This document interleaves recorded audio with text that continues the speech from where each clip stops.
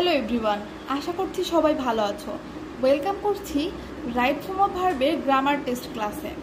ইতিমধ্যে কিন্তু আমি রাইট ফর্ম অফ ভার্বের পার্ট 1 এবং পার্ট 2 তোমাদেরকে শিখিয়ে ফেলেছি। এখন আমি ওই পার্ট 2 এবং পার্ট 1-এর বেসিসে একটা গ্রামার টেস্ট নিয়ে এসেছি। এখানে দেখো, রাইট ফর্ম অফ ভার্বে কিন্তু তোমাদের উপরে হচ্ছে কয়েকটা অপশান দেওয়া থাকে, ওইখান থেকে কিন্তু তোমাদেরকে পরীক্ষায় চুজ করতে হয়।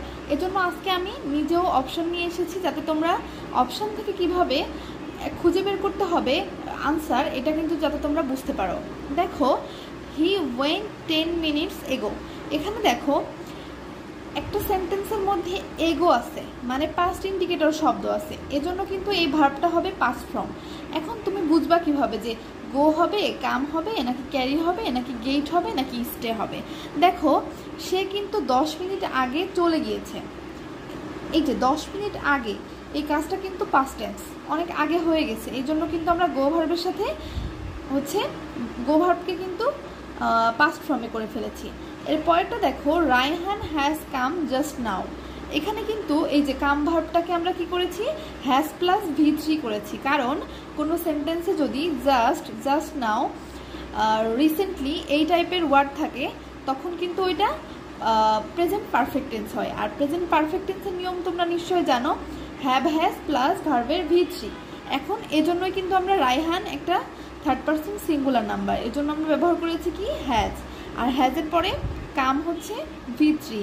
Raihan has come just now. এরপরটা দেখো, she carries an umbrella daily. এখানে দেখো, সে প্রতিদিন আমব্রেলা ক্যারি করে বা বহন করে। এই যে ডেইলি কথাটা দিয়ে কিন্তু নিত্য নতুন, মানে প্রত্যেক দিনকার অভ্যাস বা প্রতিদিনের একটা ঘটনাকে কিন্তু ইন্ডিকেট করে। এটা কিন্তু প্রেজেন্ট ইনডিফিনিট টেন্স, এজন্য দেখো শি এর পরে কিন্তু আমরা ক্যারিকে ক্যারিজ করেছি, ইএস যোগ করেছি, কারণ এই যে ডেইলি ওয়ার্ডটা হচ্ছে প্রেজেন্ট ইনডিফিনিট।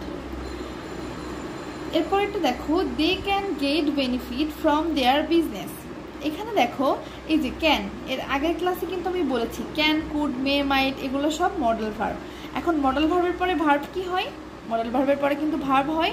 সেন্টেন্সটা যদি অ্যাক্টিভ হয় তাহলে কিন্তু ক্যান বা কুড বা মডেল ভার্বের পরে তোমরা ভার্বের V1 ইউজ করবা। আর যদি প্যাসিভ হয় তাহলে কিন্তু modal verb plus B plus V3। এখানে দেখো, they can get benefit from their business. এখানে কিন্তু এই যে বিজনেস থেকে যে টাকা হচ্ছে বেনিফিট পাওয়ার ব্যাপারটা, এটা কিন্তু তারা নিজেরাই পেতে পারে। এই জন্য এই দে হচ্ছে সাবজেক্টটা এখানে অ্যাক্টিভ হওয়ার কারণে মডেল ভার্বের পরে কিন্তু আমরা ভার্বের 1 ব্যবহার করেছি। এরপরেরটা দেখো, she had better stay home. Had better আমি কিন্তু এর আগের ক্লাসে বলেছি যে উড রেদার, হ্যাড বেটার এই জাতীয় শব্দের পরে কিন্তু সবসময় ভার্বের 1 হয়।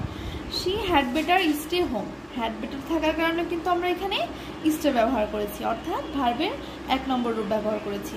আশা করছি আজকের গ্রামার টেস্টটা তোমাদের জন্য অনেক উপকারী হবে, কারণ শুধু গদ বাঁধা রুল মুখস্থ করলে বা নিয়ম মুখস্থ করলে কিন্তু ইংলিশ গ্রামার আয়ত্ত করা সম্ভব হয় না। তোমাদেরকে সবচেয়ে বেশি যেটা করতে হবে, ইংলিশ গ্রামার প্র্যাকটিসে রাখতে হবে। প্র্যাকটিস যত তুমি করবা তত কিন্তু তোমার ইংলিশ গ্রামারের স্কিলটা বেশি ভালো হবে। আজকের ক্লাস এই পর্যন্তই, ধন্যবাদ সবাইকে।